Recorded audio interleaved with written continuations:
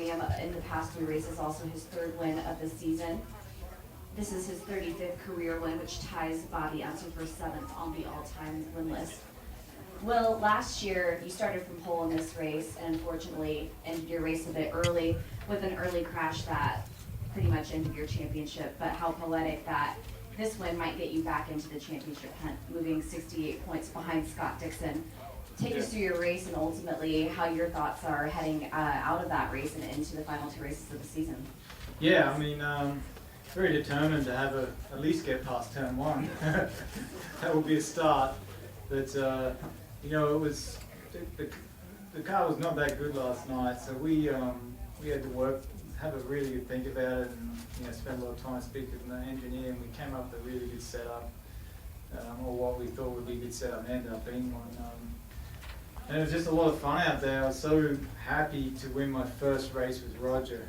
I was just wondering when that was going to come, because I didn't get to work with him in India, and obviously won 2 races there. So that was my first win with Roger, and when he told me I could go wide open and not save fuel, that was a great call and a lot of fun to chop through the field. Never passed so many cars in a shorter period of time. So yeah, I have to thank IndyCar for the great package as well. Obviously you could see last year it was very difficult to pass, and they came up with a package this year where you could definitely pass and run close.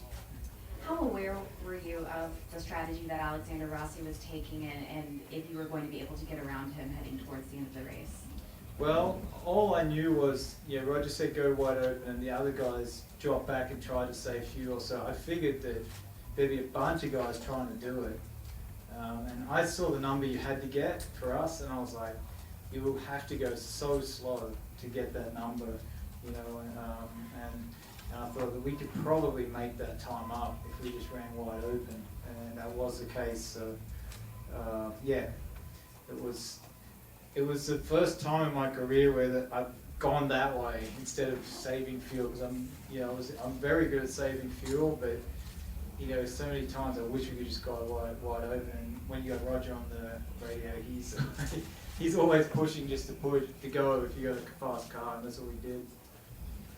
We're heading into 2 permanent road courses to finish out the season. You have a win at the Grand Prix of Indianapolis earlier this year. How are you feeling about your chances heading into those last 2 races? It's going to be very tight. It's really hard to close a gap at this point of the season, because as you can see, the same guys are finishing the top 5 every week, and they're all the guys you're racing. So I need those guys to have a bad day and for me to win a race.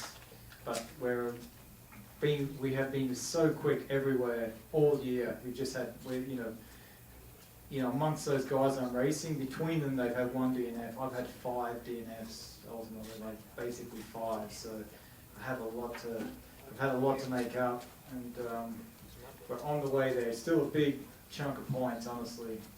We only gain maybe 10 or 12 a race.